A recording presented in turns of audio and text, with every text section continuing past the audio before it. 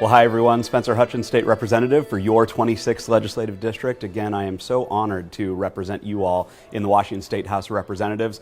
Welcome to the 2024 session. I can't believe it's already upon us, and we are 3 weeks in. This is going to be a fast and furious session with a lot going on, so I look forward to talking to you about what our priorities are here this year.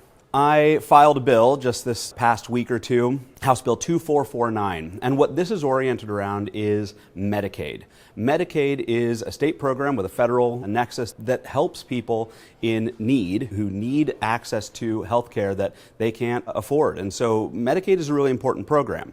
What you may not know, some of you likely do know, that over the years, our funding of Medicaid has fallen behind the cost of care. And we're in a situation now where the state's Medicaid reimbursement rates to doctors and hospitals is nowhere close to where it should be in order to make sure that our medical professionals are getting properly reimbursed for the care that they are providing to patients. And as a result, patients are not getting access to the care they need because more and more healthcare professionals are not accepting Medicaid. Well, my bill says this is a high priority of government, and we are going to fully fund Medicaid reimbursement rates up to the level of Medicare, $161 million per year. And we're doing it out of cannabis revenues, and we have excess cannabis revenues that we can put toward our Medicaid system.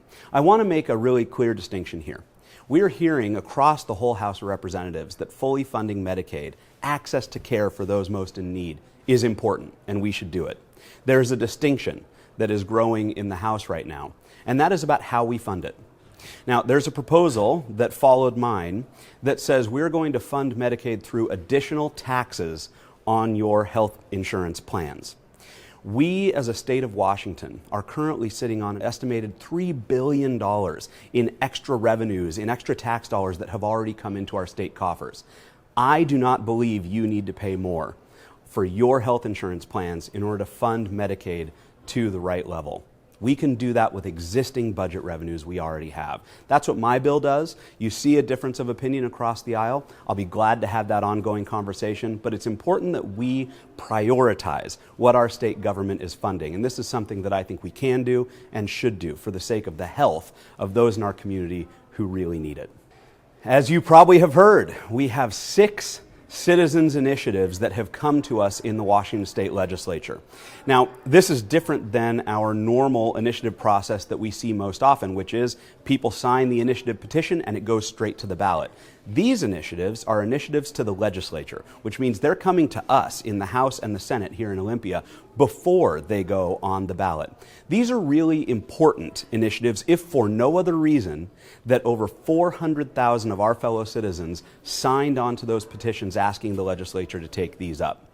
I think we need to start first and foremost with hearings on those initiatives. The legislature owes it to the citizens to take up those initiatives, to consider them.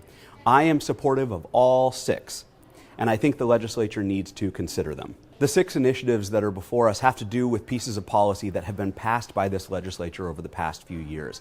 So the police pursuit issue, repealing the capital gains tax, repealing the cap and trade, which has had an impact on our gas prices, long-term care tax, making sure that state and local governments are not imposing taxes on income, and parental rights in education. These are all very important initiatives. My friends in the legislature are not mandated to pass these initiatives, but many of our citizens have said these are important, and we're asking the legislature to consider them. I'm frustrated that up till now, these have not received a hearing, these have not received consideration in the legislature, and I continue to push for all 6 to be given hearings here in the Washington State House of Representatives. So I'm very pleased to serve on 3 committees here in the House. I'm Assistant Ranking Member on the Transportation Committee, Assistant Ranking Member on the Healthcare Committee, and I'm a member of the Housing Committee. You will see me working throughout this session on many of the issues that I've talked about here, as well as other issues around our transportation issues, our transportation budget, our ferry system, which I am very involved in trying to make sure